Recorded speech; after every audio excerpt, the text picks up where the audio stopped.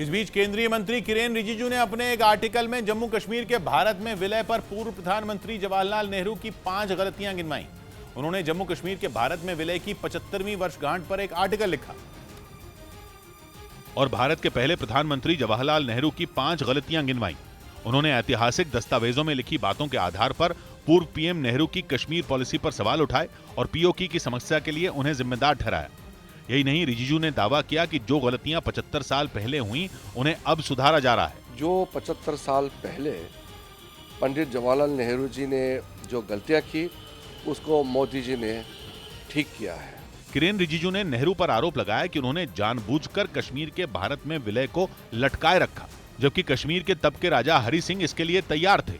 और उन्होंने जवाहरलाल नेहरू से बार बार कहा था कि कश्मीर का भारत में विलय कर लें, लेकिन नेहरू इसे टालते रहे। रिजिजू ने अपने लेख में जिन 5 गलतियों के बारे में लिखा उनमें सबसे पहले इसी गलती का जिक्र किया गया। और रिजिजू ने नेहरू पर आरोप लगाया कि उन्होंने कश्मीर के विलय को लटकाए रखा, जबकि राजा हरि सिंह तैयार थे, लेकिन नेहरू ने अपने दोस्त शेख अब्दुल्ला को सत्ता देने के लिए देरी की, जिससे वहां अशांति हुई। क्योंकि अगर 1947 में ही कश्मीर का भारत में विलय हो जाता तो पीओके की समस्या ही नहीं होती।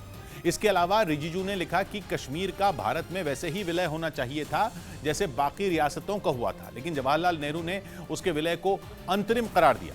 यही नहीं, 1948 में वो ये मुद्दा यूएन में ले गए, जिसे रिजिजू ने उनकी तीसरी गलती बताया, क्योंकि यूएन के दखल के बाद कश्मीर में जनमत संग्रह की मांग खुलेआम उठने लगी, जबकि बाकी रियासतों के भारत में विलय पर ऐसी कोई आवाज नहीं उठी। लेख में इसे नेहरू की चौथी गलती बताया गया। इसके अलावा रिजिजू ने जम्मू कश्मीर में आर्टिकल 370 लगाने को नेहरू की 5वीं गलती माना, जिसे बीजेपी ने वहां से हटाया।